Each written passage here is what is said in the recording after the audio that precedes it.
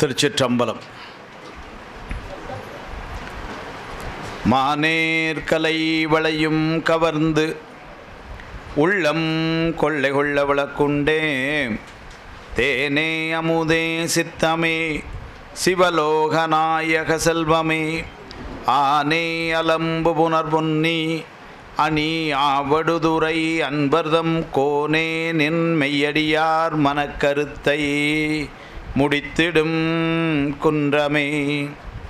கருணை ஒளி திருமுகத்தில் திருநேற்று நுதலும் கண்டாரை வசப்படுத்த கனிந்த வாயழகும் பெருமை தருதுறவோடு பொறையுளத்தில் பொறுத்தே பிஞகனார் மலர்த்தாள்கள் பிரியாத மனமும் மறுவினர்கள் அகலாத ஞானமே வடிவாம் வளர்துரைசை சிவஞான மாமுனிவன் மலர்த்தாள் ஒருபொழுதும் நீங்காமல் எமது உளத்தில் சிரத்தில் ஓதிடும் நாவினில் என்றும் உண்ணி வைத்தே உரைப்பாம். திருச்சிற்றம்பலம். எல்லாம் வல்ல இறைவன் திருவருளை சிறமேற்கொண்டு திருக்கைலாய பரம்பரை திருவாடுதுறை ஆதீனம் சில ஸ்ரீ குருமாசனானங்களுடைய பொன்னார் திருவடி கமலங்களுக்கும் சைவத்தின் குலதெய்வமே வழங்குகின்ற மாத சிவஞான சுவாமிகள் திருவடிகளுக்கும் என்னை நெறியிலே ஈடுபடுத்தி ஆண்டு அருள்கின்ற குருநாதர் சா தங்கவேல் சுவாமிகள் திருவடிகளுக்கும் ஆசிரமத்தை நிறுவி நம்ம எல்லாம் வழிநடத்துகின்ற குருஜி மற்றும் இங்கே இருக்கக்கூடிய ஆச்சாரிய பெருமக்கள் எல்லோருடைய திருவடிகளுக்கும் மனம் மொழி மெய் ஆகிய முக்கரண வணக்கங்களை மிக பணிவோடு தெரிவித்து இங்கே எழுந்தருளி இருக்கின்ற சிவனைய செல்வர்கள் உங்கள் அனைவரது திருவடிகளுக்கும் எனது அன்பான பணிவான வணக்கங்களை தெரிவித்துக் கொள்கின்றேன். 3ஆம் நாள் நிகழ்விலே இதுவரை கிட்டத்தட்ட ஒரு 1.25 மணி நேரம் அப்படியே திருமுறை மலை என கொட்டிட்டாங்க மூர்த்திகள்.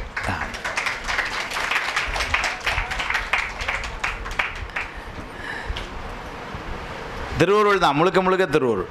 நேற்று இரவு நாங்கள் 2 பேரும் பேசிகிட்டு இருந்தப்போ 8 மணிக்கு நான் ஆரம்பிக்கலாமா அப்படின்னு கேட்டேன். ஏன்னா 8:30க்கு பதிலாக 8ன்னேன். இங்கே எல்லாத்துட்டையும் சரின்னு வாங்கிட்டு போயிட்டேன். அப்புறம் மூர்த்திகளை பார்த்து கேட்டேன், செய்வோம் ஐயா அப்படின்னு சொன்னாங்க. அப்புறம் 8 to 9 1 மணி நேரம் தான் காலையில் எந்த நிகழ்ச்சி இருக்குன்னு, அதுக்கு சரி அப்படின்னாங்க. அவங்க பாடிட்டு இருக்கும்பொழுது தான் 8:45 அப்படி மெல்ல இன்னும் கொஞ்சம் அப்படின்னு. உண்மையாகவே ஒரு 9:45 வந்து நிறுத்தினது எதுக்குன்னா இங்கே பேச்சுக்காக இல்லை, எல்லோரும் டீ குடிக்க ஆர்வமாயிட்டீங்கன்னு அதுக்காக நிறுத்தினேன். டீயை குடிச்சிட்டு வந்து பார்த்தா ஐயா பின்னாடி போய் உட்காந்துட்டாங்க. நான் இங்கே தான் இருப்பாங்கன்னு நினச்சிட்டு வந்தேன். அதனால் அதில் என்னன்னா, அம்மாவினுடைய எண்ணம் ஈடேறும் வண்ணம் அந்த 7 பதிகங்களையும், ஒரு பதிகம் முழுமையாகும், மற்ற பதிகங்கள் வந்து அதில் உள்ள முக்கியமான பாடல்களையும் வந்து தொகுத்து அதற்கு மேலாக வந்து நம் அன்பர்கள் விரும்பிய பாடல்களை எல்லாம் வந்து பாடி அந்த பண்ணையும் ராகத்தையும் நமக்கு சொல்லி வந்து, அது எனக்குள்ள உண்மையிலே இசை பற்றி எதுவுமே தெரியாது வந்து. ஆனால் அதை அவங்க பாடும்பொழுது நமக்கு பாடணும்னு வாயெல்லாம் அப்படியே மொஜாங்கு அது. ஆனால் பாட்டு அப்புறம் இங்கே எம்ஃபில் மியூசிக்கை வச்சுக்கிட்டு அங்கே நான் அவங்கள வச்சுக்கிட்டு அதனால் கம்முன்னு இருந்துக்கிறது பெட்டரு அப்படின்ட்டு அமைதியாகிக்கிறது வந்து. நான் போடுன்னு போட்டாப்புல. எங்கள் ஊரில் ஒரு வார்த்தை உண்டு, சர்க்கரை பந்தலில் தேன்மாரி பொழிந்தது போலம்பாங்க. அந்த மாதிரி இருந்தது அது.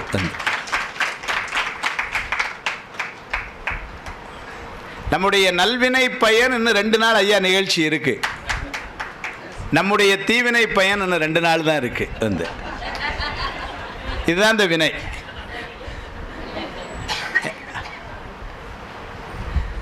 இன்றைக்கு நம்முடைய தலைப்பேரா நேற்றைக்கு உண்மையாக பார்த்தீங்கன்னா இன்னைக்கு சைவ சித்தாந்தத்தில் பேசுகிறதுக்கு எதுவுமே இல்லை. அண்டு பேசுகிறதுக்கு ஆட்களும் முன்னாடி இல்லை. ஏன்னா எல்லோரும் சுத்தநிலை போயாச்சு, முக்தியில் கொண்டு விட்டாச்சு நேற்று. அப்புறம் யார்கிட்ட போய் பேசுகிறது? இப்போ யாரும் இல்லை. கேவல நிலையில் துவங்கி சகலம் வழியாக சுத்த நிலைக்கே போயாச்சு. அதுக்கப்புறம் சைவத்தில் பேசுகிறதுக்கு என்ன இருக்குது? ஒன்றும் கிடையாது. ஆரியர் திறந்தோள் வாழ்க்கை பாடியாச்சுன்னா அப்புறம் வேறு அதுக்கு மேலே பாடுறது என்ன இருக்குது? அது மாதிரி வந்து அது முடிஞ்சிருச்சு. இருந்தாலும் 3 நாள் நானும் ஏதாவது கதையை விடணும், காலத்தை ஓட்டணும். ஏன்னா அது எதுக்குன்னா மூர்த்திகளுக்கு தொண்டைக்கு கொஞ்சம் ஓய்வு கொடுக்குறக்கா. இல்லாட்டா முழு நேரம் அவங்ககிட்ட கொடுத்துட்டு நம்ம உட்காந்துக்கலாம். கொஞ்சம் ஓய்வு கொடுக்குறக்கா. நடுவில் இந்த ஊர்லலாம் பார்த்திங்கன்னா பெரிய வித்வானை கூட்டிகிட்டு வந்தாங்கன்னா அந்த நிலைய வித்வான் ஒருத்தர் இருப்பார், நடுவில் கொஞ்சம் போடு அடி நாட்டங்கடங்கன்னு அடிச்சுட்டு இருப்பார் அந்த ஆள் உள்ள. அது மாதிரி பெரிய வித்வான் மயிலாடுதுறையில் வந்திருக்கிறார். நிலைய வித்வான் நடுவில், ஏன்னா அம்மா கூட அப்படியே நடுவில் அப்படி.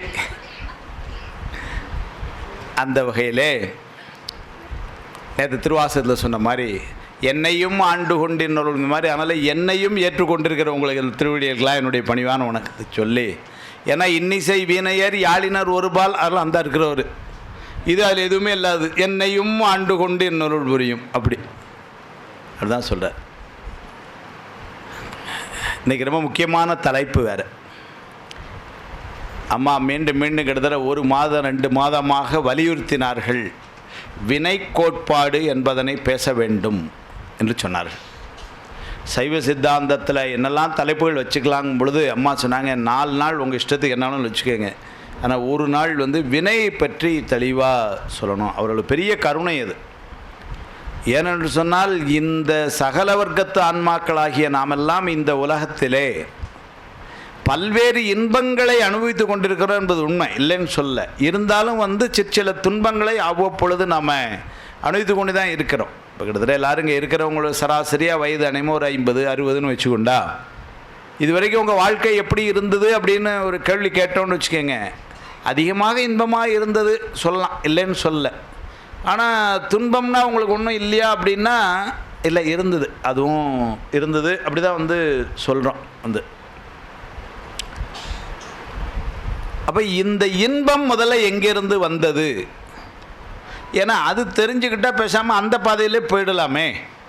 அதனால் ஏன் துன்பத்தை பேசணும், முதல்ல இன்பத்தை பேசுவோமே. ஏன்னா இன்பம் நான் நிறைய அனுபவித்து கொண்டிருக்கிறோம். அதனால் இது இன்பம் எங்கேருந்து வந்தது, யார் தந்தது அப்படின்னு ஒரு கேள்வியை கேட்டால் நம்ம எளிமையாக பதில் சொல்லிடலாம், அது இறைவன் தந்தது. சரி, மகிழ்ச்சி. அப்போ வழிபாடு செஞ்சு கொண்டே இருக்கலாம், அவன் தந்து கொண்டே இருப்பான். சரி. துன்பம் அப்படின்னா நல்ல வழிபாடு செய்கிறவர்களுக்கும் சில நேரங்களில் துன்பம் 1 2 வரத்தான் செய்யுது. நீங்கள் பாருங்களேன், நாளும் இன்னிசையால் தமிழ் பரப்பு நம்ம ஓதுவார் ஐயா அவர்கள் இன்றைக்கி தான் தெரியுது 15 நாள் தஞ்சாவூர் ஆஸ்பத்திரியில் இருந்தாங்களாம் கொரோனாவில், இல்லைங்களா? தினம் நம்முடைய நோய்களெல்லாம் தீர்வதற்காகவே சுவாமிகிட்ட விண்ணப்பம் வைக்கக்கூடிய பெரிய பணியில் இருக்கிறவங்க. ஆனால் அவங்களுக்கும் என்ன ஆயிடுச்சு, 15 நாள் கொரோனா. ஆனால் அவங்க அந்த டைமில் ஆஸ்பத்திரியில் இவங்க கூட இருந்தவங்களாம் புண்ணியம் செஞ்சவங்க இல்லை, அனைவரும் பாடிட்டு தான் இருந்திருப்பாங்கன்னு நினைக்கிறேன். அங்கேயும் ஆஸ்பத்திரியில் இருக்கிறதுலையும் ஒரு நல்ல நேரம் இவங்கள மாதிரி ஆள் கூட இருந்திருக்கணும். அப்போ இன்பம் எங்கேருந்து வருகிறதுன்னு சொன்னால் சாமி தரான்னு சொல்லிடலாம், இறைவன்கிட்ட இருந்தது. துன்பம் எங்கேருந்து வரணும், அதுவும் சாமி தரான், எல்லாம் அம்மா அப்படின்னு சொன்னால் என்ன சிக்கலாயிடும்னா, இன்பம் தருகின்ற ஒரு பொருள் அல்லது கருணைய வடிவான ஒரு பொருள் ஏன் துன்பம் தர வேண்டும்? முதல்ல எப்படி தருவான்? இன்பத்தை தருகின்ற ஒருவன் அதற்கு நேர் மாறான துன்பத்தை எப்படி தருவான்? முதல்ல தரமாட்டான், தர வேண்டிய கட்டாயமும் இல்லை. அப்போ அது இறைவன் தரவில்லைன்னு தெரிஞ்சு போச்சு. அப்போ வேறு யார் தர முடியும்னு ஒரு கேள்வி வருது. இதுக்கு என்ன நம்ம பொதுவாக ஒரு பதில் சொல்லிடுறோம்னா, சமய தத்துவங்களை பயில ஆரம்பிக்கும் பொழுதே ஒரு பதில் வரும். என்ன வரும்னா, அதெல்லாம் நம்ம செய்த செயல்களுடைய ஒரு பிரதிபலன், அதனால் அதுக்கு காரணம் நாம தான் அப்படின்னு சொல்கிறோம். நாம தான் அதுக்கெல்லாம் காரணம். இப்போ நான் ஒரு கேள்வி வைக்கிறேன். அதாவது இது கொஞ்சம் ஆராய்ச்சி நோக்கில் தான் பேசுகிறோம். இப்போ அதாவது சைவ சித்தாந்தம் நேற்று சொல்லும் பொழுதே ஒரு தர்க்க ரீதியாக கருத்துக்களை நிலைநிறுத்தி இருக்கிறதுன்னு சொன்னேன்.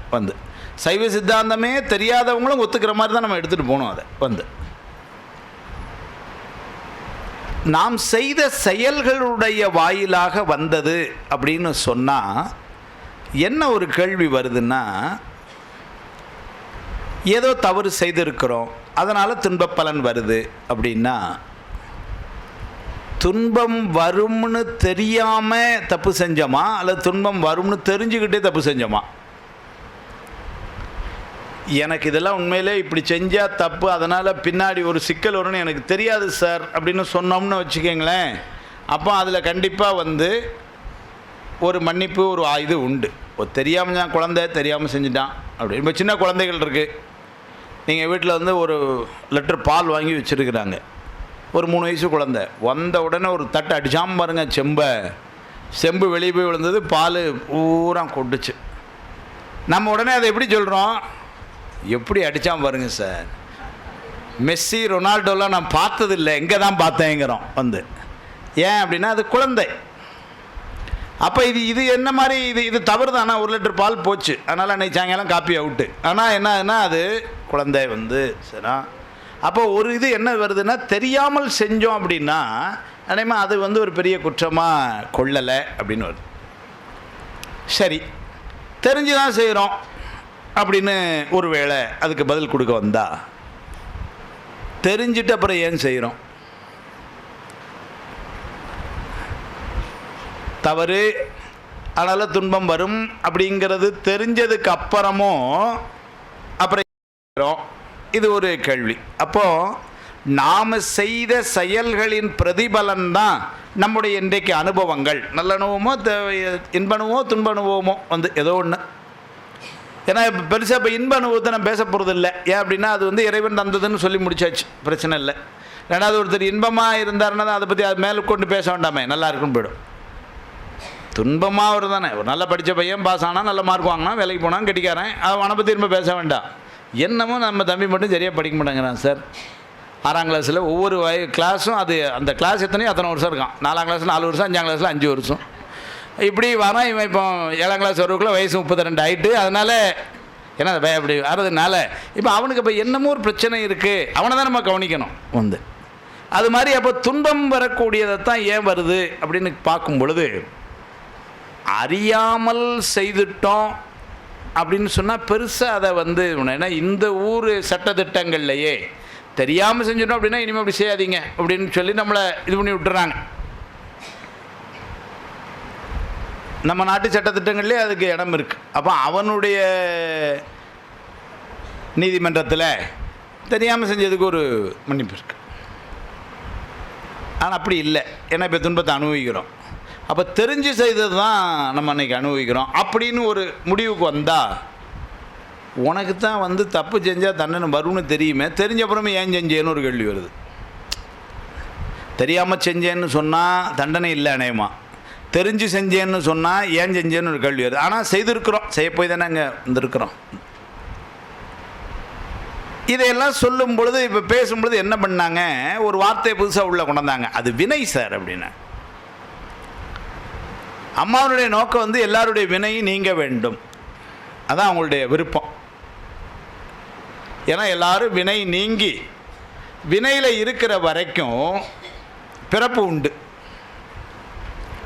அதனால் இந்த சைவநெறி முகாமில் வந்தவர்களெல்லாம் பெறக்கூடிய பலன் என்ன அப்படின்னா, அம்மாவனுடைய எண்ணம் வந்து எல்லாரும் பிறவி நீங்கி இன்புற வேண்டும் என்பது வந்து. அதான் வந்து பிறவி நீங்க வேண்டும் என்று சொன்னால் வினை இருக்கக்கூடாது. ஏன்னா வினை இருக்கிற வரைக்கும் பிறவி. நேற்றே நான் சொன்னேன், ஒவ்வொருத்தரும் ஒவ்வொரு மாதிரியான அமைப்பில் நம்ம பிறந்திருக்கிறோம். செல்வந்தராக பிறந்திருக்கிறோம், கொஞ்சம் ஏழையாக பிறந்திருக்கிறோம் இல்லைங்களா, நல்லா அழகாக பிறந்திருக்கிறோம், அழகு இல்லாமல் பிறக்கிறோம், நல்லா அறிவார்ந்து பிறந்திருக்கிறோம், என்ன மாதிரி 2 பிறகு எல்லாம் வந்து அப்போ பார்க்குறோம் இல்லைங்களா. இந்த மாறுபாடுகள் எல்லாம் ஏன்? ஏன்னா சுவாமி மாவாஷ்யத்தில் எழுதுவார், அவனுடைய சமவேத சக்தியான் அப்படின்பாரு. சமவேத சக்தி என்று சொன்னால் பாரபட்சமற்ற தன்மைன்னு அர்த்தம். சலமிலன் சங்கரன் திருமுறை. சலம்னா பாரபட்சம்னு அர்த்தம், ஓரவஞ்சனைன்னு அர்த்தம். சலமிலன் சங்கரன் சார்ந்தவர்கல்லால் நலமிலன் நாள்தோறும் நல்குவான் நலன். அப்புறம் சொன்ன நலமிலன் நன்னார்க்கு நன்னினர்க்கு நல்லன் சலமிலன் பேர் சங்கரன். திருவள்ளுவர் பயன் சாத்திரம், திருமுறையில் சாத்திரம் 2, அது 2 தானே நமக்கு 2 கையில் வச்சுக்கிட்டே தான் அது, அதே தான் பிரமாண நூல்கள். அதுதான், அதை பிடிச்சிக்கிட்டாலே போகும். அப்புறம் சமையல் சொன்னால் தான் பின்னாடி திருவள்ளுவர் பயன்லையும் வலியுறுத்துறார். நலமிலன் நன்னார்க்கு நன்னினர்க்கு நல்லன் சலமிலன் பேர் சங்கரன்னர். பேரே கூட சொல்லிட்டு போயிட்டார், யார் அப்படின்ட்டார். சலமிலன் அப்படின்னா பாரபட்சம் இல்லாதவன் அர்த்தம். அவ பாரபட்சம் இல்லாத ஒருவனால் படைக்கப்பட்ட உலகத்தில் ஏகப்பட்ட பாரபட்சங்களை பார்க்கிறோம் என்று சொன்னால், அவன் செய்தது பிழை அல்லது நாம அவனை பாரபட்சம் அற்றவன் என்று சொன்னது பிழையாகிவிடும் என்று சொன்னால் இல்லை. பாரபட்சமற்ற தன்மையினால் தான் இவ்வளவு மாறுபாடுகளை கொண்டு முடிஞ்சது. ஏன்னாரு, அதுக்கு அடிப்படையா அவர் செய்த வினைன்னு சொன்னார். அதில் பாரபட்சம் இல்லை. எவ்வளவு பெரிய ஆள்னாலும் சரி, வினை நிறைய இருந்தால் அதுக்கு தக்கனதான் ஒன்று.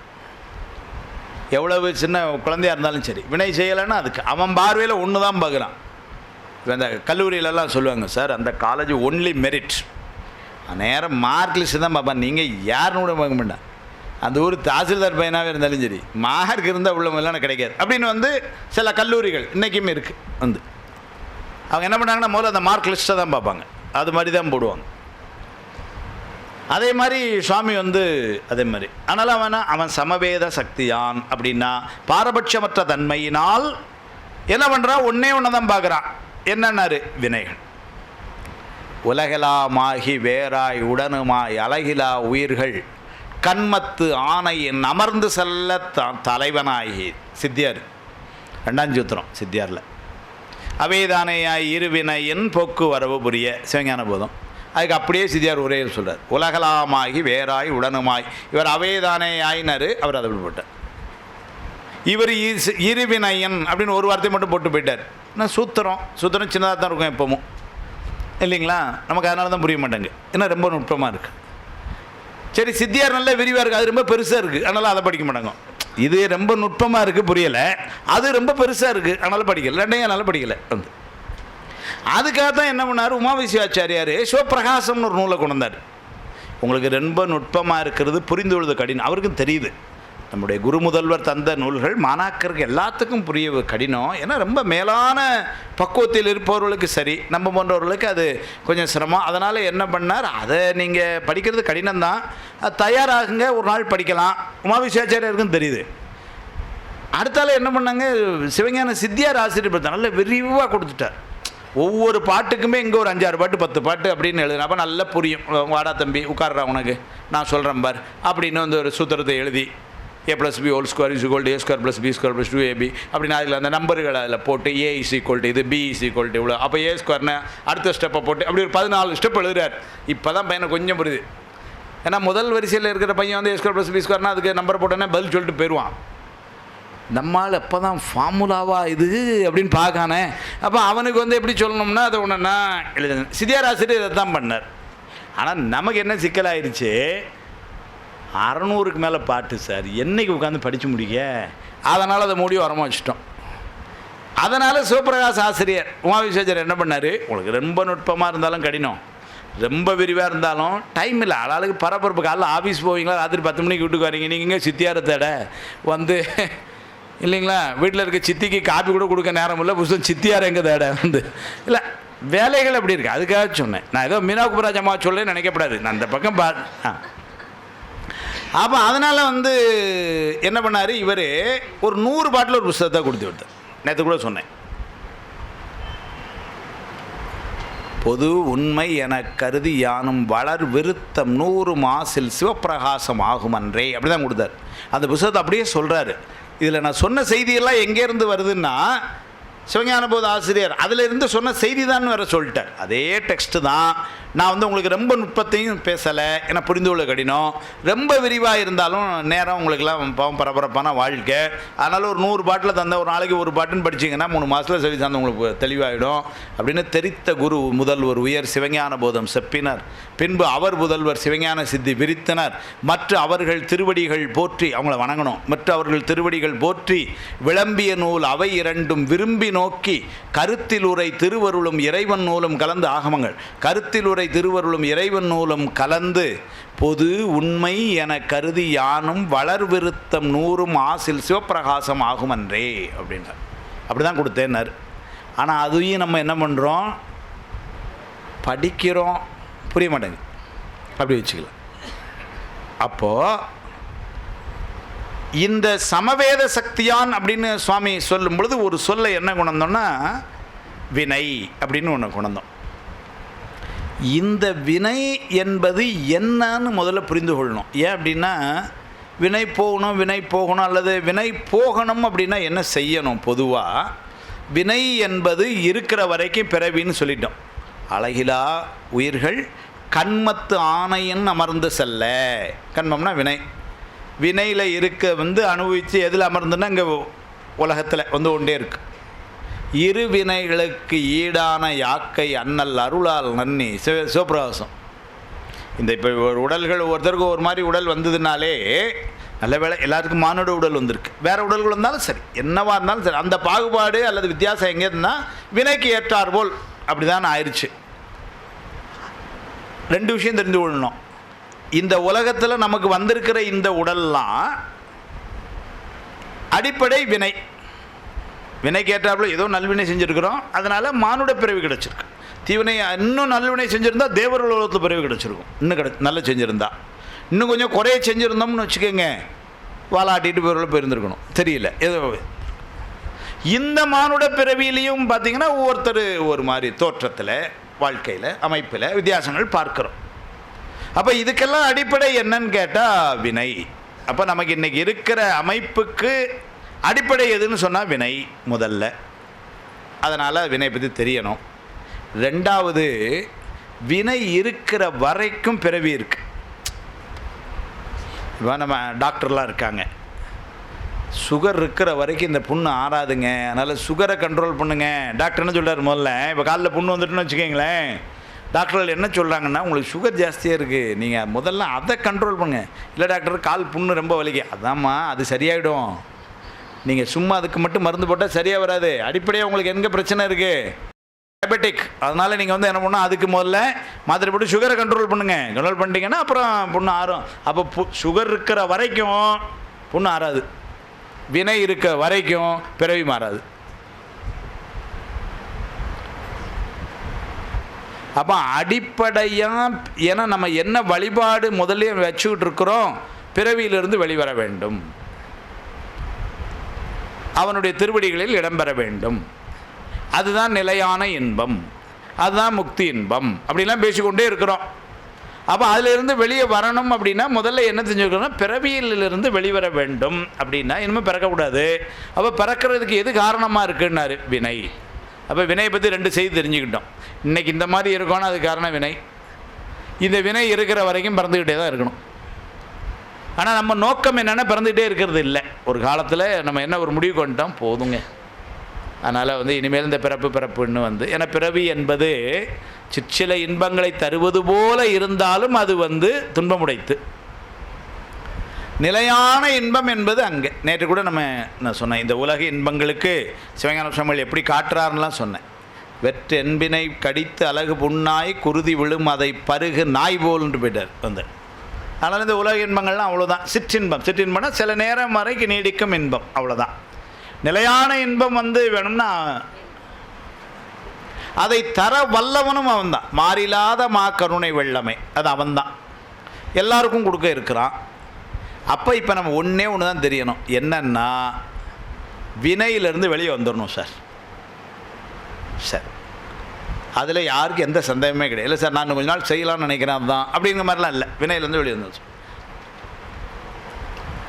கடன் தொல்லையிலேருந்து வெளியே வரணும்னு வச்சுக்கிங்களேன், முதல்ல என்ன செய்யணும்? கடன் வாங்கக்கூடாது. முதல்ல கடன் வாங்கக்கூடாது. இப்போ கடன் தொல்லையிலேருந்து வெளியே வரணும்னு வச்சு நோட்டு எடுத்து எழுதுனா, நான் 7 விதமான கடன் வாங்கி வச்சுருக்கு. ஹவுசிங் லோனாக இருக்குது, கார் லோனாக இருக்குது, கிரெடிட் கார்டுக்கு பணம் கட்ட வேண்டி இருக்குது, பக்கத்து வீட்டுக்காரன்ட்ட வாங்கியிருக்கு, இப்படி அதாவது இருக்குது.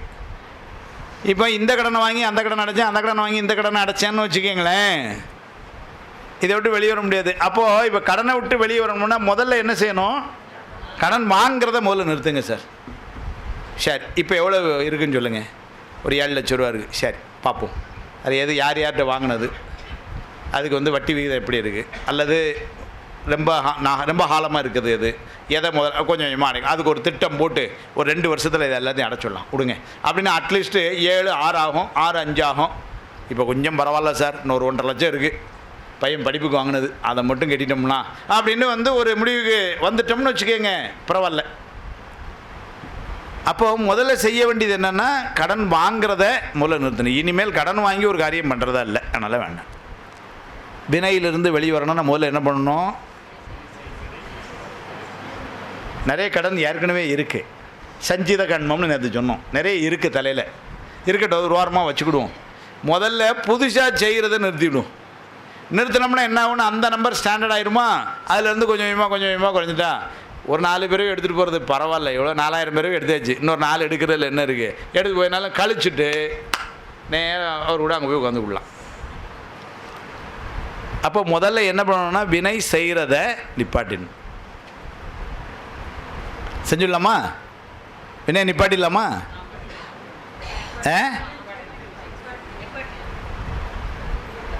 ஒரு ஸ்ட்ராங்கான பதில் வரலையே சார். ஒரு காப்பி குடிக்கிறத கூட நிப்பாட்ட முடியல, 5-10 மகளுக்கு போனோமே நாங்கள் எங்கே வினையை நிப்பாட்ட அப்படிங்கிற மாதிரி இருக்கு. என்னங்க?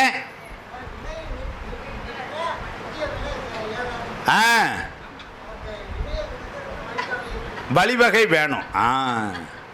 இப்போ அவங்க என்ன தானே, நாங்கள் வினையை நிறுத்த ரெடி, வழியை சொல்லு. தண்டமணி ஐயா ரொம்ப தெளிவு. அவர் திருப்பூர் கிளாஸ்லேயே நம்மளை அப்படியே நிற்க வச்சு என் கேள்விக்கு என்ன பதில் அப்படிம்பார் வந்து. ஆனால் என்ன சொல்லாரு, வினையை நிறுத்த நாங்கள் ரெடி, வழி சொல்ல நீ ரெடியா அப்படிங்கிறார் நம்மளை வந்து. தெரிஞ்சாதான் நாம நான் அதை ஃபாலோ பண்ணிட்டு போனேன், தெரியாமத்தானே நானும் உங்கள் கூட சுற்றிட்டு இருக்கிறேன் வந்து. அங்கே பாருங்க சார், வழி சொல்ல போறீங்க, அங்கொண்டு உட்கார வச்சு அக்கலை இருக்கியா நீ அப்படிங்கிறாங்க அந்த. 2 வினை இருக்கா? பரவாயில்லம்மா, எனக்கெல்லாம் 2000 இருக்கு.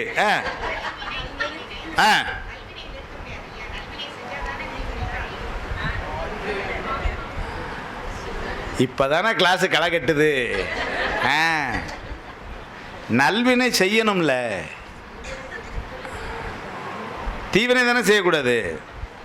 ஆனால் நான் முதல்ல ஒரு சொல் சொன்னேன், வினை இருக்கிற வரைக்கும் பிறவி இருக்கும்னு. அப்போ நல்வினை இருந்தாலும் உங்களுக்கு பிறவி வேணுமா? வேண்டாம். அப்போ என்ன செய்யணும்? நல்வினையும் செய்யக்கூடாது. ஆமாம், நல்வினை செய்யக்கூடாதுன்னு சொல்ல, நல்வினையும் செய்யக்கூடாதுன்னு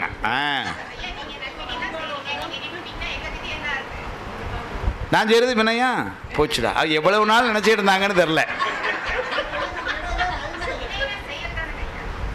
இல்லை எனக்கு தெரியல, இங்கே தான் முடிவு பண்ணேன். இப்போ இன்னைக்கு அதை முடிவு பண்ணி தான் நான் உட்கார்ந்துருக்குறோம். நல்வினைன்னு அதாவது பாடம் புரிகிற மாதிரி நடத்தினா நல்வினை, புரியாத மாதிரி நடத்தினா தீவினை. அப்படி வச்சுக்கலாம், சிம்பிளா இல்லை?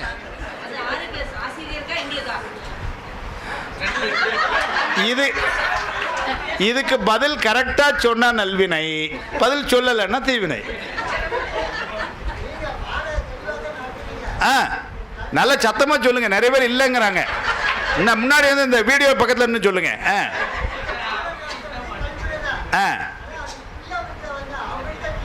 அப்படி போடு. இது கேட்கல, கேட்காது அதானே, இது கேட்காது இல்ல. எப்படி எவ்வளோ விவரம் நாங்கள். அவர் என்ன சொல்கிறாரு, நான் நடத்துறதெல்லாம் நல்ல தெளிவாக தான் இருக்கான், அது நல்வினையாம். அது சில பேருக்கு புரியலைன்னா அது அவங்க தீவினையாம். இதெல்லாம் நான் அவரை சொல்லி கூட்டுறல, நீங்கள் ஏதாவது நினைச்சுறாங்க. சுதுவா என்ன நினைக்கிறாங்கன்னா, திருப்பூர் வந்து சொல்லியே கூட்டு வந்திருக்கான் பாரு அந்த ஆளை அப்படின்னு நினைக்கிறாங்க. என்ன அப்படிலாம் கிடையாது. நான் சொன்னேன்னாமா திருப்பூர் வகுப்பில் இப்படிலாம் சொல்லு. முக்கியமான கட்டத்துக்கு வந்துட்டு, வினை எனப்படுவது யாது ஒரு கேள்வி. ஏன்னா அது தெரிஞ்சாதான் நல்வினையா தீவினையா அதெல்லாம். அப்புறம் முதல்ல வினைனா என்ன, அந்த வினை என்பதில் இருந்து வெளியே வரணும்னா முதல்ல என்னன்னு தெரிஞ்சாத்தானே அது அதுக்கப்புறம் செய்கிறது செய்யாமல் இருக்கிறதெல்லாம். அது என்னன்னு தெரியாமலே நடந்துக்கிட்டு இருக்கிறப்போ யார் மேலே போய் என்னன்னு சொல்ல முடியும்? அப்போ முதல்ல வாட் இஸ் வினை அப்படிங்கிறது தெரிஞ்சாகணும். அம்மா சொன்னாங்க செயல், செயல் தானே வினைன்னாங்க. ஒரு அடிப்படையாக பதில் சொன்னால் அப்படி தான். ஏன்னா நம்ம செய்யக்கூடிய செயல்கள் தான். இப்போ போன பிறவியில் அதுக்கு முந்தின பிறவியில் செய்த செயல்கள், ஏதோ நல்ல நற்செயல்கள் செஞ்சுருக்கிறோம், அதனால் இன்றைக்கி இப்படி ஒரு இடத்துல உட்காந்து பேசிகிட்டு இருக்கிறோம் இல்லைங்களா?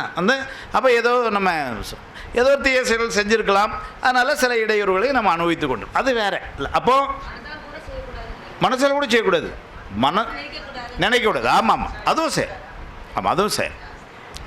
அப்போது முந்தைய பிறவிகளில் நம்ம செய்ததனுடைய the deeds what we have done we are quite experiencing it now. அவ்வளோதானே பாயிண்ட்டு. என்ன செஞ்சோமோ அதை இப்போ அனுபவிக்கிறோம். அப்போ அது என்ன ஒரு சிக்கலுங்கண்ணா வருதுன்னா, செய்ய செய்ய செய்ய வினை பதிவாகிட்டே இருக்கு. நல்ல ஞாபகம் வச்சுக்கோங்க, நல்வினையாக இருந்தாலும் அது பிறவிக்குத்தான் வித்தாகும். சிவஞான சுவாமிகள் எழுதுவார் பாஷ்யத்தில், நல்வினையும் தீவினையும் பொன் விலங்கும் இரும்பு விலங்கும் போல்வனன்னு எழுதினார். தங்கத்தில் கஃப் போட்டிருந்தா மட்டும் என்ன பெரிய பெருமை? ஜெயில் தானே, பிறவிங்கிறது ஜெயிலு. அதனால் கூட்டு போகணும் சார், அவங்களாம் ரொம்ப பெரிய ஆட்கள், அதனால் தங்கத்தில் விலங்கு போட்டு பார்த்துருக்கேன்னா அவர் என்ன எழுதுகிறார் பாருங்க, நல்வினையும் தீவினையும் பொன் விலங்கும் இரும்பு விலங்கும் போல்வனன்னு எழுதிட்டார். அப்போ அதுவும் பிறவிக்குத்தான் எடுத்தாது. அப்போ நல்வினையும் எதுனா பிறவிக்குத்தான் வித்தாகும், தீவினை சொல்லவே வேண்டாம். நம்ம நோக்கம் பிறவியே வேண்டாங்கிறது தான். இந்த பிறவியில் நல்ல இன்பமாக இருக்கணுங்கிறது இல்லை, அது கொஞ்சம் சின்ன ஆசை தான். பெரிய ஆசை நமக்கு என்ன இருக்குன்னா பிறவியே வேண்டாங்கிறது. அப்போ பிறவியே வேண்டாம்னு என்ன பண்ணணும்னா வினையும் வேண்டாம், அப்போ நல்வினையும் வேண்டாம் தீவினையும் வேண்டாம். இதான் தெரியுது. இப்படி போகும்பொழுது சிக்கல் எங்கே நிற்குதுன்னா, வினை என்பது செயல் அப்படிங்கிறத சரியாக புரிஞ்சுக்கிட்டோம்னா, தீவினை செய்யக்கூடாது சார், நல்வினை செய்யலாம்னு சொன்னால் பரவாயில்ல, ஒரு லாஜிக் இருக்குது. ஏன்னா நல்ல செயல்களாக செய்யுங்க, தீய செயல்கள் பிறருக்கு துன்பம் தரும் செயல்களை செய்யாதீங்க, நல்ல செயல்களாக செய்யுங்க அப்படின்னு சொல்லிடலாம். ஆனால் எங்கே சிக்கல் வந்துட்டுனா, நீங்கள் நல்ல செயலை செஞ்சு நல்வினை பதிவானாலும் பிறவிங்கிறீங்க. கேட்டால் பொன் விலங்கு அப்படின்ட்டீங்க. அப்போ அதுவும் செய்யக்கூடாதுன்னு ஆகுது. அப்போ என்ன தெரியுது, டோட்டலாக செயல்னாலே வினைன்னு ஆகுது. அப்போ வினை வராமல் இருக்குன்னா என்ன செய்யணும்? செயலற்று இருக்கணும். இந்த ப்ரோக்ராம் முடிஞ்சோடனே நேராக வீட்டில் போய் குப்பரை அடித்து படுத்துக்கணும். அதை கேட்டால் நாங்கள் வினை, பிள்ளைகள் சாப்பாடுங்க ஒன்றும் கிடையாது. ஏன்னா நான் இப்போ வினை செய்கிறதா இல்லை, மிகப்பெரிய தீவினை ஆகிப்போம். எல்லாத்தையும் வீட்டில் பட்டினி போட்டிங்கன்னா ஏன் என்னதான் சார் செய்யணும்? ஒரு வினையை வச்சுக்கிட்டு இவ்வளவு பஞ்சாயத்தா சார்? கடைசியில் இப்போ அவங்க என்ன முடிவுக்கு வராங்கன்னா அது பாட்டு இருந்துட்டு போடும் சார். ஏன்னா சுகருக்கு டாக்டர் அதை சாப்பிடக்கூடாது இதை சாப்பிடக்கூடாது இப்படி தான் சாப்பிட்ணும் அப்படிங்கும்போது நம்மளே சார் அந்த சுகரே இருந்துட்டு போடும் சார், நீங்கள் படுத்துகிற பாடு சில நினைக்கிறோம்ல. ஏன்னா என்ன இந்த கேழ்வரகு தான் சாப்பிட்ணுங்கிறான், இதை சாப்பிட்ணுங்கிறான், அதுக்கப்புறம் காலையில் எழுந்திரிச்சு 4 கிலோமீட்டர் நடக்கணுங்கிறான். இதெல்லாம் பார்க்கும் பொழுது கடைசி சுகரே அந்த டாக்டர் படுத்துகிற படம் பார்க்கும்போது சுகர் படுத்துறது கம்மியாக தான் இருக்குது. ஆனால் இவங்களாம் நல்ல டாக்டர்கள். வேறு நான் போய் யாரை பார்க்கணும் அந்த டாக்டராக சொன்னேன். அதனால் அதை பார்க்கும்பொழுது என்னென்னா அது மாதிரி அவங்க சொல்லிட்டாங்க, என்ன தான் சார் பண்ணுங்கிறீங்க, அந்த வினை இருந்துட்டு போடும் சார், அது பாட்டு ஒரு வாரமாக இருக்கட்டும் அப்படின்ட்டு. அப்போ வினை என்பது செயல் என்று சொன்னால் என்ன சிக்கல் வந்துடுதுன்னா, செயல் செய்யக்கூடாதுன்னு ஆயிரும். வினைக்கு செயல் செய்யாமல் நம்மால் இருக்க முடியாது. இந்த உலகத்தில் முதல்ல எப்படி செயலற்று இருக்க முடியும்? எல்லாருக்கும் பொறுப்புகள் இருக்கே இல்லைங்களா? குழந்தையாக இருந்தாலும் ஸ்கூலுக்கு போகணும், படிக்கணும், ஹோம்ஒர்க் எழுதணும். கொஞ்சம் பெரியவங்களாகிட்டோம் அப்படின்னு வச்சுக்கோங்க, வேலைக்கு போகணும், வேலை பார்க்குற இடத்துல ஒழுங்காக வேலையை செய்யணும். அப்புறம் ஏன்னா சம்பளம் வாங்குகிறோம், சம்பளம் வாங்குறதுக்கு உரித்தான வேலையை ஒழுங்காக செய்யணும். செய்யலைன்னா அது வினையாயிடும். நல்லா ஞாபகம் வச்சுக்கோங்க, வேலைக்கு போகிறவங்க வாங்குகிற சம்பளத்துக்கு வேலை செய்யலைன்னா வினையாயிடும். வியாபாரம் பண்ணுறவங்க வியாபாரத்தை தர்மத்தில் செய்யலைன்னா வினையாயிடும். எல்லாமே பாடம் நடத்துகிறவங்க ஒழுங்காக பாடம் நடத்தலைன்னா வினையாயிடும்.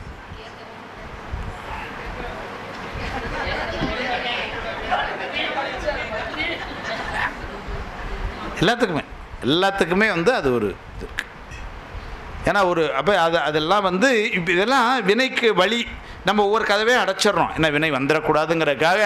அப்போ அவங்க கதை அடைச்சோம். அப்போ என்ன தெரியுதுன்னா, செயல்கள் வினையாகின்றன அப்படின்னா சிக்கல் எங்கே வந்துடுதுன்னா, அப்போது செயல்கள் செய்யக்கூடாதுன்னு, அது செயல்கள் செய்யாமல் நம்மால் இருக்க முடியாது.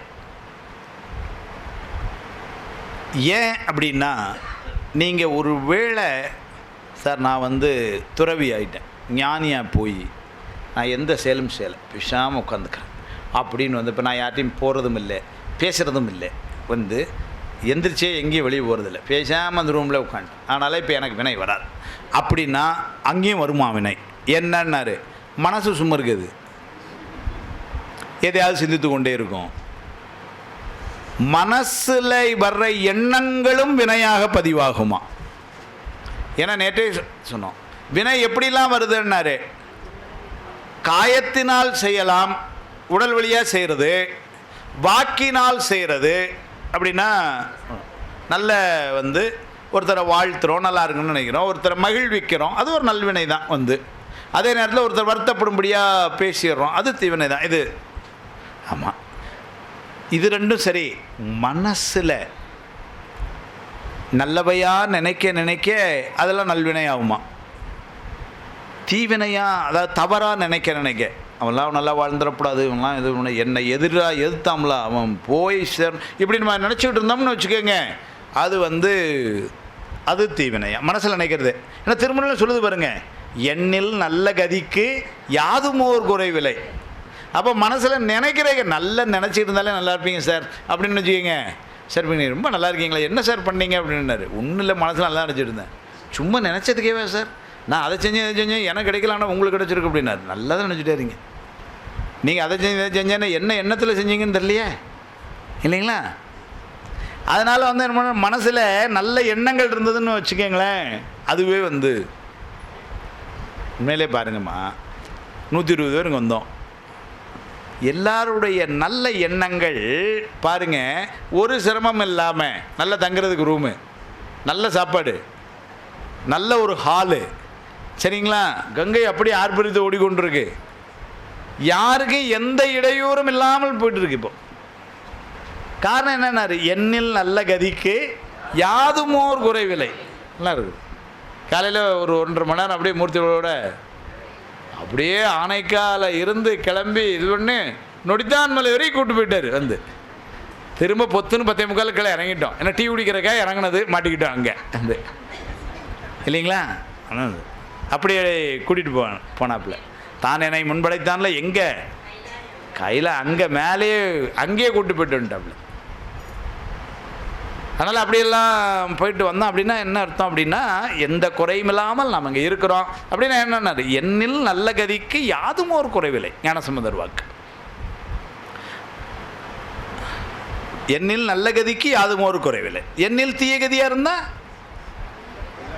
யாதும் ஒரு நன்மை இல்லைன்னு இருக்கும் இல்லைங்களா? அப்போ மனசும் இதாவது இப்போ நீங்கள் கந்தர் அனுபூதிகள் சொல்கிறார், சும்மா இரு அறை என்றலுமே அம்மா பொருள் ஒன்றும் அறிந்திலனேங்கிறார். யார் அருணகிரியார் சொல்கிறார், அம்மா பொருள் ஒன்றும் அறிந்திலேன் அப்படிங்கிறாரு. என்னத்துக்கு உபதேசம் என்ன சொன்னார் முருகப்பெருமான்? சும்மா இருன்னார். நம்மளெல்லாம் அப்படி வீட்டில் சொல்ல மாட்டாங்களான்னு எவ்வளவு நாள் நினச்சிக்கிட்டு இருக்கிறோம் இல்லைங்களா? வீட்டில் வேலை வாங்குறாங்க, ஆஃபீஸில் போனால் வேலை வாங்குறாங்க, எல்லோரும் நம்மளை வேலை வாங்குறாங்க. யாராவது நம்மளுக்கு சும்மா இருங்கன்னு சொன்னாங்கன்னு வச்சுக்கோங்க, நடராஜன் சார் அப்படியே யோசிச்சு பார்க்காரு, எங்கே சார் அதெல்லாம் காலேஜ் போனால் அதை இப்படி பாடாடுங்கிறான், வீட்டுக்கு வந்தால் இதுங்கிறாங்க இல்லைங்களா? ஆமாம், இல்லை எல்லா வீட்லையும் அப்படி தான் இருக்குது. நீங்கள் யோசிக்காதீங்க, அவங்க நம்ம வீட்டில் மட்டும்தான் இப்படி இருக்குமா அப்படின்னு பயப்படுறாரு. அப்படிலாம் இல்லை. உங்கள் வீட்டில் வாயை தரக்கூடாது என்ன பாருங்க. ஆமாம், வித்தகம் பேச வேண்டாம் பணி செய்ய வேணும் அப்படின்னு சுந்தரர்கிட்ட சொன்னான் பாருங்க சுவாமி. அப்போ வீட்டில் அம்மா சாமி மாதிரி, நீங்கள் அப்படி பெருமையாக வச்சுக்கோங்க, கொஞ்ச நாளைக்கு பிரச்சனை இல்லாமல் ஓடும். நீங்கள் சுந்தரர் மாதிரி அப்படி வச்சுக்கிடுவோம் நாங்கள். ஆமாம் சொல்லலாம்ல. இவர் பேசின உடனே ஒரே வார்த்தை தான் நான் சொன்னான், வித்தகம் பேச வேண்டாம் பணி செய்வார். என்னடா உன் வார்த்தை ஜாலத்தில் ஏட்ட காட்டுறேன்டா, வீணாக பேச வேண்டான்னு சொல்ல சுவாமி. அதை சொல்ல கவனம் பாருங்க. பெரிய புராணம் பெரிய புராணம் மாதிரி ஒரு புராணங்க, அமங்கலமான நிகழ்வுகளை கூட மங்களமான சொற்களில் போடக்கூடிய பெரிய வித்தகர் அவர். அதனால தான் தெய்வ சேக்கலார்னாங்க இல்லைங்களா? எல்லாரையுமா சொன்னாங்க இல்லை பேசுறது சுவாமி எதிர்த்து, நமக்கே அது ஒத்தூரில் பித்தான் இவனுக்கெல்லாம் பைத்தியம் முடிச்சிருக்காருலாம் பேசிகிட்டு இருக்கிறாரு. நமக்கே கேட்டால் ஒரு மாதிரி பதறுது. அவனுக்கு எப்படி இருந்திருக்கும்?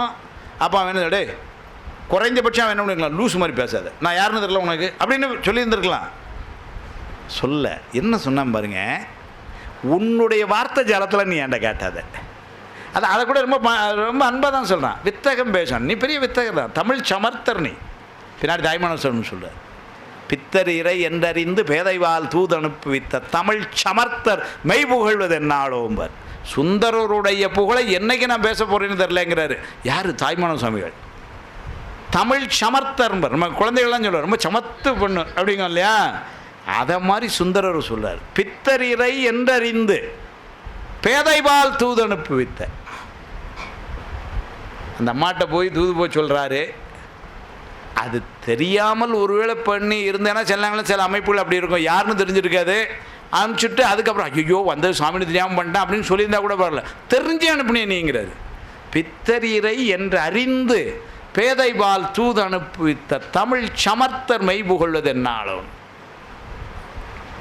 அதனால் இவர் இப்படி பேசவும் அவன் ஒரே வார்த்தையில் கட் பண்ணான். அதான் சுவாமி வித்தகம் பேச வேண்டாம், பணி செய்தேன். திருநாவுக்கரசு நாயனார் ஆட்கொள்ளும் பொழுதும் இதே மாதிரி ஒரு சொல்ல திலகவதியார் மூலமாக சொல்லுவோம்.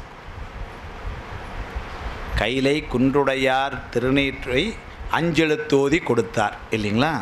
அந்த திருநீர் வாங்க வந்தோடனே பெருவாழ் வந்தது என்ன. அந்த திருநீரை கொடுக்கும் பொழுது அம்மா ஒரு வார்த்தை சொன்னாங்க. திலகவதியார் இல்லைங்களா, அக்கா தம்பிக்கு சொல்கிறாங்க. என்ன சொன்னாங்க பாருங்கள், பணி செய்வீர்னாங்க. பாருங்கள், அதில் கூட ஐயோ அதிலெல்லாம் பெரிய நுட்பம், அப்படியே உள்ள போனால் நேரம் ஆகிடும். இருந்தாலும் அதை மட்டும் சொல்கிறேன். அந்த இடத்துல பணி செய்வீர் அப்படின்னு பன்மையில் போடுவாங்க திருநாவுக்கரசரை.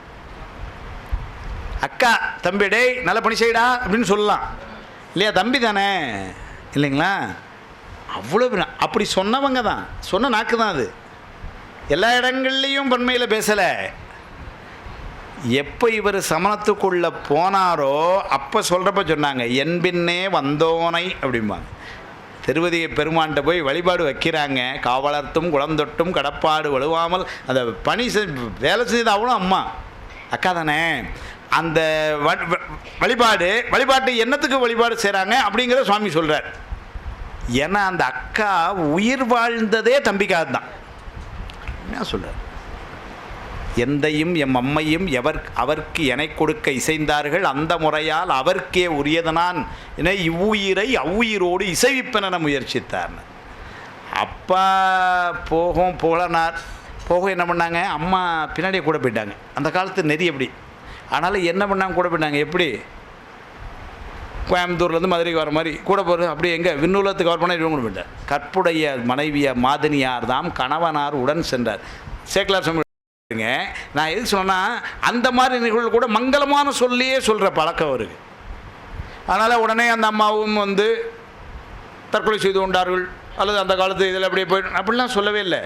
அப்படியே அவர் சொன்னார், கற்புடைய மாதினியார் தாம் கணவனார் உடன் சென்றார். எங்கே காலையில் ரெண்டும் காய்கறி வாங்க போகிற மாதிரி கூட போயிடுதுன்ட்டார். அவ்வளோதான்.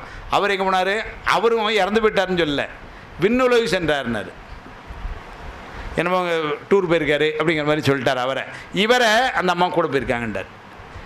இப்போ அக்கா தனியாக இருக்கிறாங்க. இப்போ அக்காவுக்கு நிச்சயிக்கப்பட்டிருக்க கணவன் இறந்து போயிட்டார். அது எங்கே, போர்க்களத்தில். அதனால் வந்து போர்க்களத்தில்னா என்ன ஆயிடுச்சோம், கத்தையெல்லாம் குத்திட்டான், ஏதோ பண்ணிட்டான். நல்ல வேளை இந்த காலத்து இந்த நியூஸ் பேப்பரில் இருந்துன்னு வச்சுக்கோங்களேன், கத்தியால் சதக்கனை குத்தி அவர் துடித்து செத்தார் அப்படின்லாம் எழுதியிருந்துருப்பான். மகாபாவி அப்போ அவன்லாம் இல்லை. சேக்கலா சமையல் என்ன பண்ணார் பாருங்க, போர்க்களத்தில் நடந்தது. உயிர் கொடுத்தார் புகழ் கொண்டார்னார் கலிப்பகையார். அதான் ரெண்டே வாரத்தில் முடிச்சுட்டு, உயிர் கொடுத்தார் புகழ் கொண்டார். என்ன நாட்டுக்காக உயிர் கொடுத்தார்னா அது வந்து புகழ் இல்லைங்களா. அதனால் உயிர் கொடுத்தார் புகழ் கொண்டார்.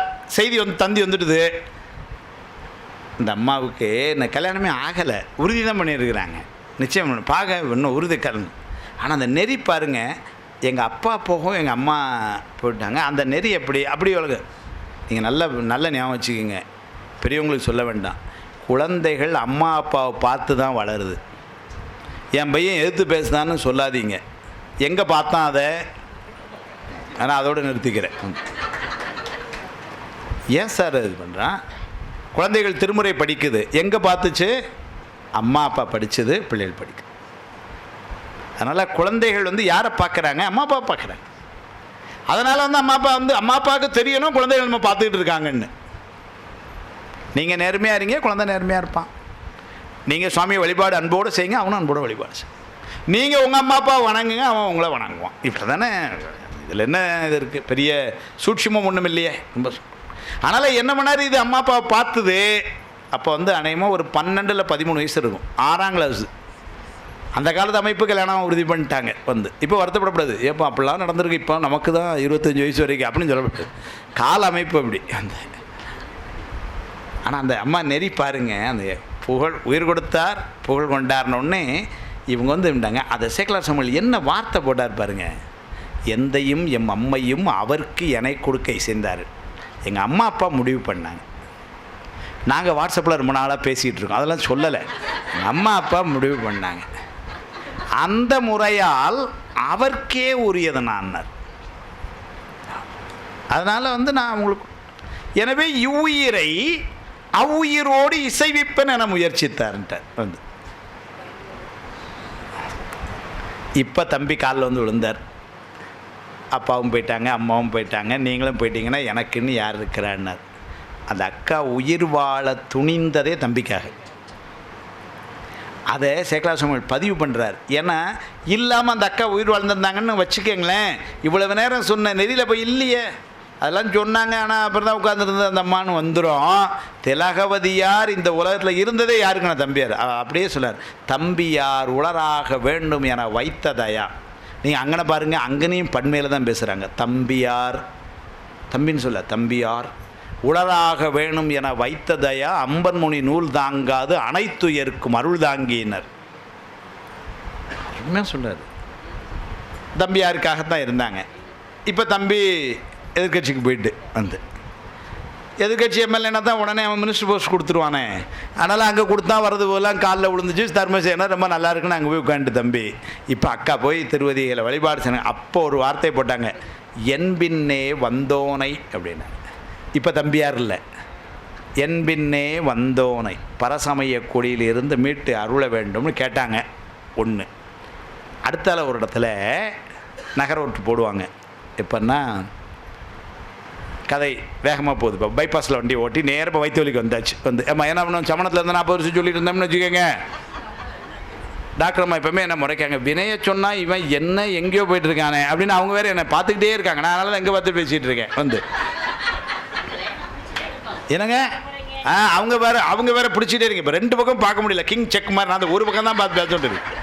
இங்கேயும் நீங்கள் இதில் உங்கள்கிட்ட மாட்டினான்னா முடிஞ்சுது. இப்போ வந்து அப்புறம் நான் உடனே சாது பண்டார போக வேண்டியதாண்டு எந்திரிச்சு போயிடுவேன். இப்போ ஆமாம். என்னங்க மணி வேறு விறுவிறுன்னு போகுது. அந்த கெடியார் நம்ம பேச வரும்பொழுதெல்லாம் வேகமாக போகுது. காலையில் மூர்த்திகள் பாடும்பொழுது அப்படி தான் உருன்னு போச்சு. வந்து இன்னொரு 1 மணி நேரம் இருக்குமான்னு பார்த்தா 1/2 மணி நேரம் தான் இருக்குது. அப்புறம் சரி, நான் காலையில் ஒரு 8:45 ஆயிருக்குமான்னு பார்த்தா 9:15 அப்படிங்க. வந்து அது செக் பண்ண சொல்லுங்கள் அந்த கெடியாரத்தை எதுக்கும். வந்து அப்போது அந்த வயிற்று வலி வந்தது இல்லையா, ஒருத்தனை வந்து என்ன பண்ணார், அவர் எல்லாமும் பண்ணி பார்த்தாங்க. அங்கேயும் என்னோ மருந்து மாத்திரையெல்லாம் கொடுத்து பார்த்தாங்க, ஸ்கேன்லாம் எடுத்து பார்த்தாச்சு, ஒன்றும் சரியாக வரல. அதனால் என்ன பண்ணாங்க, அங்கேருந்து ஒருத்தரை யாருக்கும் தெரியாமல் அனுப்புகிறார். ஏன்னா எதிர்கட்சி சொன்னால் மாலை முரசில் போட்டு கிழிச்சிருவான். அதனால் என்ன ஆயிடுச்சு, ரொம்ப தனக்கு நம்பிக்கையாக தனக்கு உணவு பண்ணி கொண்டு இருந்தவன் பருமாறுற பையன், அவனை கூப்பிட்டு தம்பிங்க வாடா, அக்கா அதிகையில் இருக்கிறாங்க, நீ நைட்டோட நைட்டு அக்காட்ட போய் கிட்டத்தட்ட 40 வருஷத்துக்கு அப்புறம் அப்போ தான் அக்காவே நினைக்கிறார் பாருங்கள். அந்த அக்கா 40 வருஷமாக தம்பியவே நினச்சி உயிர் வாழ்ந்துட்டு இருக்கே, தம்பி இப்போ தான் நினைக்கிது அக்காவை. ஏன்னா துன்பம்னு வரும்போது உறவு தேடிச்சு. அதனால் என்ன பண்ணார், அங்கே சுட்டார். நேராக வந்து நீ போய் அக்காட்ட சொன்னேன்னா அக்கா ஏதாவது மருந்து மாத்திரை ஏதாவது தரும், அதனால் வந்து அப்படின்னு சொல்லி அனுப்பிச்சுட்டு இவன் நேராக போகிறான் ராத்திரி. அது கூட பாருங்கள், சேக்கலார் சாமுவேல் அவனுக்கு ஒரு வார்த்தையை போட்டார். அவன் ஏதோ தனக்கு இது பண்ணி கொண்டு இருக்கிறவன், அவனுக்கு அசிஸ்டண்ட்டு குக்கு அப்படிலாம் எழுதலை. அவன் குக்கு தான் ஆக்சுவலாக. ஊட்டுவான் தனை விடுத்துனார். அந்த அதை சொல்ல பாருங்க, எனக்கு சாப்பாடு போகணும், அந்த அந்த சமையல்கார பேரில் தானே அனுப்பிச்சிங்க அப்படின்னு சொல்லலை. நம்ம இன்றைக்கி கூட சொல்லணும், ஆமாம் அந்த சமையல்காரன் அனுப்பிச்சிங்க என்ன அந்த மாவன் அப்படின்னு நம்ம பேசுகிறோம். இல்லை, அவனை என்ன சொன்னார், ஊட்டுவான் தனை விடுத்துனார், அனுப்பிச்சி விட்டார். அதை கூட CKS ஐயா உரையில் பின்னாடி எழுதுவார், இதுகாரும் உணவை ஊட்டினான் இனிமேல் அருளை ஊட்டுவதற்கு காரணமாக அமைந்தான்னு எழுதினார். ஏன்னா இவன் போனவன் தான் அவன் போய் பண்ணாத. இவன் நேராக அக்காட்ட போனான். அக்கா அவனை பார்த்த உடனே வா வா வா அங்கேருந்து வரைய என் தம்பி எப்படி இருக்கான், அதெல்லாம் எதுவுமே பேசலையா. அங்கு யாதும் தீங்குள்ளதோ நாங்களாம். இவ்வளவு நாள் வராது தம்பி, அங்கேருந்து இங்கே வந்திருக்கான் அப்படின்னா, இல்லை தம்பிக்கு பட்டாபிஷேகம் பண்ணி வைக்காங்களா, அவங்கள கூப்பிட்டாங்க அதுக்கு தானே அப்படிலாம் இல்லை. அக்கா தெரிஞ்சு போச்சு ஆளை பார்த்த உடனே. அதுவும் ராத்திரி 2:30 மணிக்கு வந்து நிற்கிறான் அப்படின்னா யோசிச்சு பாருங்கள். ஏன்னா விடியறதுக்குள்ளே போயாகணும், நைட்டோட நைட்டாக வந்திருக்கு. அதனால் யாதும் தீங்குள்ளதோ. அப்போ சொல்லிட்டான், தம்பிக்கு ரொம்ப வைத்த வலிங்க, நாங்களும் ஏதோ மருந்து மாத்திரையெல்லாம் கொடுத்து வச்சு பரவாயில்லன்னு அது இது எல்லாம் கொடுத்தோம், ஒன்றும் நிற்கலை. அதனால் இப்போ நீங்கள் வந்து அதான் உங்கள்கிட்ட சொல்லிட்டு சொன்னார் அப்படின்னு. அக்காவனுடைய ஸ்டேட்மெண்ட் பாருங்கள் திரும்ப. ஐயோ அப்படியா தம்பிக்கா வைத்த வலியா, நான் வாரம் இந்த அப்படின்னு ஒரு சேலையை வச்சுக்கிட்டு எடுத்துக்கிட்டு வாரம் உங்க கூடன்னு பின்னாடி ஓடியாரல. என்ன அந்த அம்மாவுடைய பாருங்க, அதுதாங்க திருமுறை அன்னைக்கு வரணும்னா சுவாமி அப்படி வைக்கிறான், அம்மா வச்சு நடத்துகிறான். அதை இது கூட போயிருந்ததுன்னு வச்சுக்கோங்க, இதுக்கும் பக்கத்தில் ஒரு படத்தை போட்டு உட்கார வச்சுருந்தோம்னா கதையே மாறி இருந்திருக்கணும். நன்கரியா அமன்பாளி நன்னிகிலே நின்று சென்று அவனுக்கு உரைமின் போடா வெளியேன்னு. குடிக்க தண்ணி கூட கொடுத்த மாதிரி தெரியல அந்த பேருக்கு வந்து, அப்படிதான் பண்ணியிருக்கோம்னு நினைக்கிறேன். நன்கரியா அமன்பாளி, அவன் தான் விவரம் இல்லாமல் அமன்பாளின்னு அவருடைய கோயில்கள் அங்கே இருக்கிறான்னா நன்னிகிலே நின்று நான் வரமாட்டேன்னு அவனுக்கு போய் சொல்லு போடுச்சு. நன்கரியா சைவத்தில் உரைப்பை பாருங்கள். அதுக்கு திலகவதியார் காட்டின அந்த உரைப்பு தான் பின்னாடி கொட்டுச்சு 3 திருமுறையில். இது வந்து அந்த உரைப்பை நான் உரைப்பு சங்கநதி பதுமநதி இரண்டும் தந்து தரணியோடு வானாள தருவரேனும் மங்குவார் அவர் செல்வம் மதிப்போம் அல்லோ மாதேவர்க்கு ஏகாந்தர் அல்லராயில் அங்கமலாம் குறைந்து அழுகுதொடு நோயராய் ஆவுரித்து தின்றுலும் புலையரேனும் கங்கைவார் சடை கறந்தார்க்கு கங்கைவார் சடை கறந்தார்க்கு அன்பராகில் அவர் கண்டீர் நாம் வணங்கும் கடவுளாரேனர. இந்த உரைப்பு எங்கேனும் யாம் இறைவோர் கொல்லோம் இருநிலத்தில் எமக்கு எதிர ஆறும் இல்லை சென்று நாம் சிறு தெய்வம் சேர்வோம் அல்லோம் சிவபெருமான் திருவடியே சேரப்பெற்றோம். அது எல்லாம் எங்கே இருந்ததுன்னு அக்காட்ட அக்கா தான். அதனால் இங்கே இருக்கிற அக்காலாம் பார்த்துக்கங்க, தம்பி அப்படி வளருங்க வந்து. அக்காவுக்கு பொறுப்பு இருக்குது இல்லைங்களா?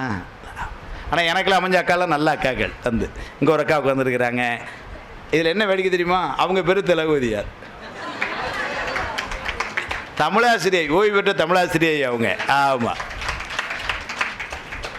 அதனால் அக்கா பேர் அப்படி. அக்கா திலகவதியார் மாதிரி நான் திருநாவுக்கரசு மாதிரி இல்லை. ஆனால் இன்னும் அப்படி தான் இருந்திருக்கணும். ஆனால் பேபான்னு தான் இருக்குது. நன்கரிய அமன்பாடி நன்னிகிலே நின்று சென்று அவனுக்கு உரைமேன்னாங்க. சரிங்களா? பாருங்கள், 2 இடத்துல தான் பெரிய புராணத்தை படிச்சுட்டு எனக்கு ஒரு இடம் சொல்லுங்கள். திருநாவுக்கரசு நாயனர் புராணத்தில் மூர்த்தியோடலாம் இருக்கிறாங்க, ரொம்ப தெரிஞ்ச மாதிரி சொல்லக்கூடாது. திருநாவுக்கரசு நாயனர் புராணத்தில் அக்கா திருவாயினாலேயே கூட தம்பியை அவன் இவன் பேசுனது 2 இடம்தான். என்பின்னே வந்தோனைன்னு ஒரு இடம் போட்டாங்க. நன்கரிய அமன்பாளி நன்னிகிலேன் என்று சென்று அவனுக்கு உரைமின்னு போட்டாங்க. மிச்ச இடங்கள்லாம் பார்த்திங்கன்னா பன்மையில் தான் பேசுவோம். தம்பியார் உளராக வேணும் என வைத்ததையா திருநீர் கொடுத்தது பொழுது பணி செய்வீர் அப்படின்னு தான் சொன்னாங்க. அந்த 2 இடமும் நகர ஒற்று போட்டது எப்போன்னா சமணத்தில் இருந்த நேரம். ஐயா, சேக்கலார் சுவாமியோட கவனிப்பு பாருங்கள். சைவத்தில் இருந்த நேரமெல்லாம் பன்மையில் பேசுகிறாரு, சமணத்தில் இருந்த 2 நேரமும் மட்டும் ஒருமையில் வச்சு பேசிட்டார். இருக்கட்டும். அதனால் எதுக்கு சொல்ல வந்தான்னா, அந்த அமங்கலமான சொற்களே இல்லாமல் மங்களமாகவே சொல்லக்கூடிய பாங்கு சேக்கலார் சுவாமிகள்கிட்ட. அது யார் கொடுத்தா? சேக்கலார் சுவாமிகளுக்கு சுவாமி கொடுத்தான். அப்புறம் சுவாமியே பேசுகிறான்னு இந்த இடத்துல எப்படி பேசுவான்? இவர் பேசிட்டே அப்புறம் அந்த ஆளுக்கு லூஸாக அந்த மாதிரி பேசுகிறாரு. இன்னொருத்தனுக்கு அடிமைங்கள்லாம் எந்த உலகத்தில் உள்ளது என்ன கல்யாணத்திற்கு நிப்பாட்டி வச்சா வந்து யாருக்கும் வராது இல்லைங்களா? ஆமாம். அப்போது ஒரு வார்த்தை வித்தகம் பேச வேண்டாம் பணி செய்வீர் அப்படின்னு ஒரு வார்த்தையை அங்கே உணர்ந்து போட்டுட்டு அடுத்தால என்ன பண்ணார், பாட சொல்லிட்டார். பார்த்தீங்களா? உண்மையிலே சுந்தரருடைய வாக்கில் நம்ம மாணிக்க வாசகத்தை உருக்கத்தை பார்க்குறோம். சுந்தரருடைய வாழ்வையும் வாக்கையும் வச்சு பார்த்திங்கன்னா உரிமை மேலோங்கினாலும் அங்கேயும் நிறைய உருக்கம். அந்த ஆட்கொண்ட அந்த நிகழ்வே ஒரு உருக்கம்தான்.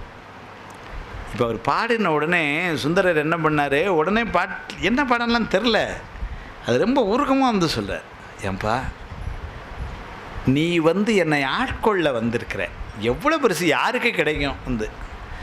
அதை நான் உதாசீனப்படுத்திட்டேன் அப்படின்னா, நீ எனக்கு வந்து ஊதியம் கொடுக்க வந்தேங்கிறார். ஊதியம்ங்கிறார், பெரிய ஊதியம் அவனுடைய அருள் தானே, அதை கொடுக்க அவன் வந்திருக்கிறான், அதை நான் வந்து வாங்க தவறிட்டேன்னா என்ன அப்படின்னு வருத்தப்படுறார். வேதியனாகி வந்து என்னை வழக்கினால் வெல்ல வந்த ஊதியம் மரியாதேனுக்கு. சரி, அப்படி உனக்கு தெரில போடா அப்படின்னு சொல்லிட்டு அவன் போல, உணர்வு தந்து எதுக்குன்னாரு, உய்ய கொண்ட, என்ன அவனுடைய குணம் அது, கோதிலாமுதே இன்று உன் குணப்பெருங்கடலை நாயினேன் யாதினை அறிந்து என் சொல்லி பாடுகேன் என மொழிந்தார் திருவா.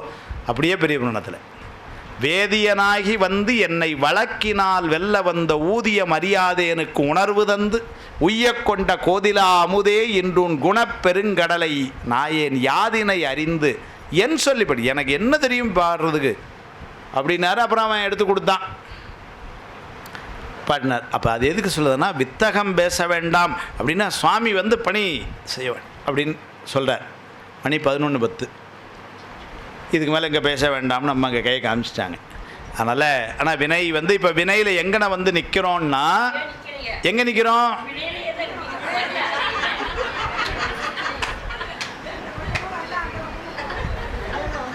ஆனால் எனக்கு ஒரு சந்தோஷம் என்னென்னா, எனக்கு இவ்வளோ வினை இருக்குன்னு எனக்கே தெரிலன்னு அவங்களுக்கு தெரிஞ்சிருக்கு பாருங்க.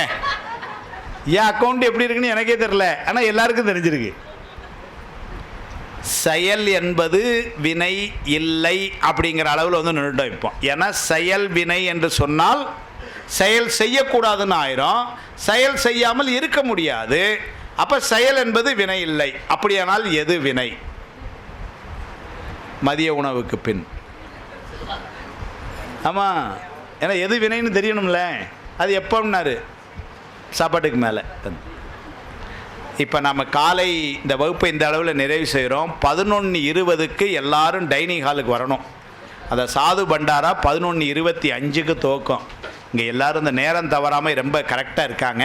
அதனால் ஒரு 10 நிமிஷம் இடைவெளி என்ன அப்படியே ஒரு பாத்ரூம் பொண்ணாக போயிட்டு எல்லோரும் ரூம் பொண்ணாக போயிட்டு, ஆனால் சரியாக 11:20க்கு எல்லாருமா டைனிங் ஹாலுக்கு வந்துடுங்க. சாதுக்களை எல்லாம் உட்கார வச்சு நம்ம இது பண்ணோம். அங்கே சுவாமிகள் நம்மளை கைட் பண்ணுவாங்க, நம்ம அவங்க என்ன சொல்கிறாங்களோ அதுபடி செய்கிறோம். அது முடிஞ்சதுக்கப்புறம் நம்முடைய உணவு, அதையும் முடிச்சுட்டு மத்தியானம் 2:30 சரியாக 2:30 மணிக்கு நாம் மீண்டும் இங்கே சந்திக்கிறோம். வினையை பற்றிய சிந்தனை மதியமும் தொடரும். அதனால் அப்படி வச்சுக்கோங்க. अच्युतं केशवं कृष्ण दामोदरम् अच्युतं केशवं कृष्ण दामोदरम् अच्युतं केशवं कृष्ण दामोदरम् अच्युतं केशवं कृष्ण दामोदरम् रामनारायणं जानकी वल्लभम्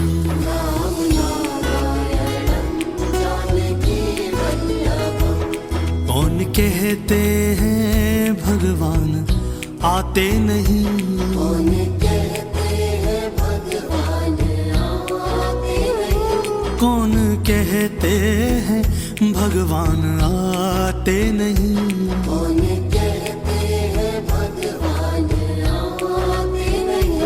हम मीरा के जैसे बुलाते नहीं,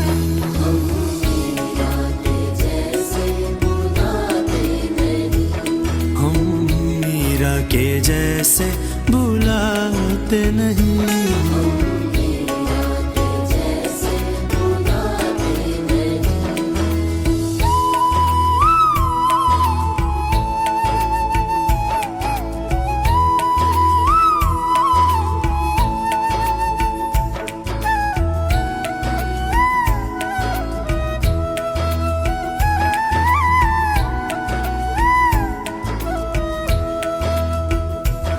कौन कहते हैं भगवान खाते नहीं, कौन कहते हैं भगवान खाते नहीं, कौन कहते हैं भगवान खाते नहीं, कौन कहते शबरी के जैसे खिलाते नहीं, बेर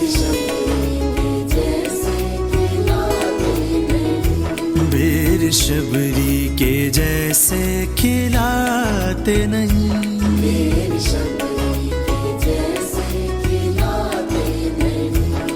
अच्युतम केशवम कृष्ण दामोदरम,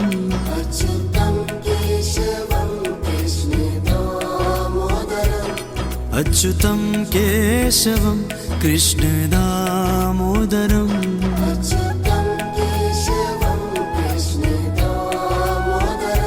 राम नारायणम जानकी वल्लभम,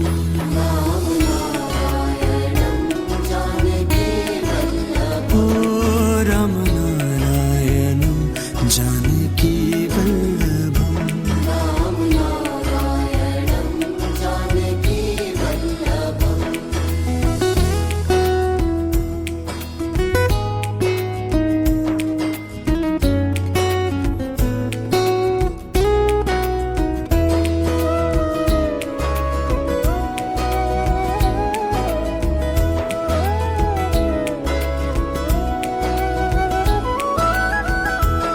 कौन कहते हैं भगवान सोते नहीं, कौन कहते हैं भगवान सोते नहीं, कौन कहते हैं भगवान सोते नहीं, कौन कहते हैं भगवान सोते नहीं, माँ यशोदा के जैसे सुलाते नहीं, माँ यशोदा के जैसे सुलाते नहीं, माँ यशोदा के जैसे सुलाते नहीं, माँ यशोदा के जैसे सुलाते नहीं, माँ यशोदा के जैसे सुलाते नहीं, माँ यशोदा के जैसे सुलाते नहीं, माँ यशोदा के जैसे सुलाते नहीं,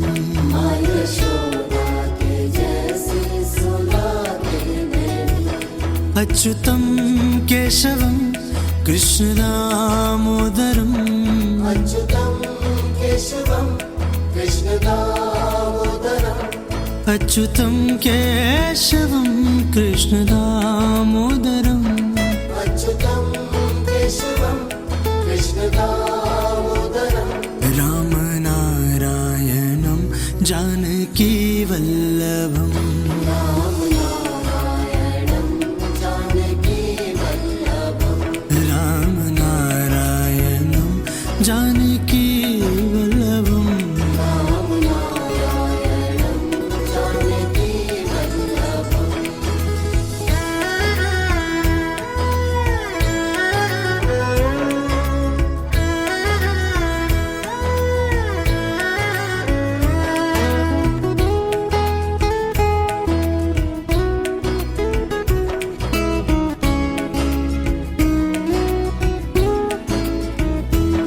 कौन कहते हैं भगवान नाचते नहीं, कौन कहते हैं भगवान नाचते नहीं, कौन कहते हैं भगवान नाचते नहीं, कौन कहते हैं भगवान नाचते नहीं, गोपियों की तरह हम नचाते नहीं, गोपियों की तरह हम नचाते नहीं, गोपियों की तरह हम नचाते नहीं, गोपियों की तरह हम नचाते नहीं, अच्युतम केशवम कृष्ण दामोदरम, अच्युतम केशवम कृष्ण दामोदरम, अच्युतम केशवम कृष्ण दामोदरम,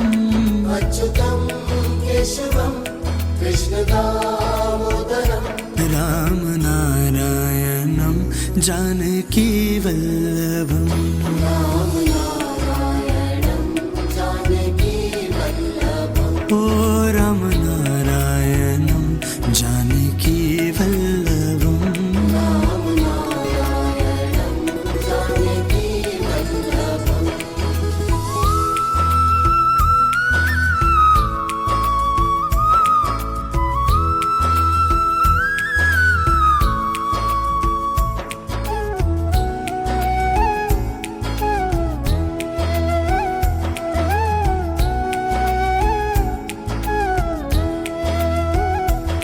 कृष्ण गोविंद गोपाल गाते चलो, कृष्ण गोविंद गोपाल गाते चलो, कृष्ण गोविंद गोपाल गाते चलो, कृष्ण गोविंद गोपाल गाते चलो, नाम जपते चलो, काम करते चलो, नाम जपते चलो, काम करते चलो, ओ नाम जपते चलो, काम करते चलो, नाम जपते चलो, काम करते चलो, अच्युतं केशवं कृष्ण दामोदरम्, अच्युतं केशवं कृष्ण दामोदरम्, अच्युतं केशवं कृष्ण दामोदरम्,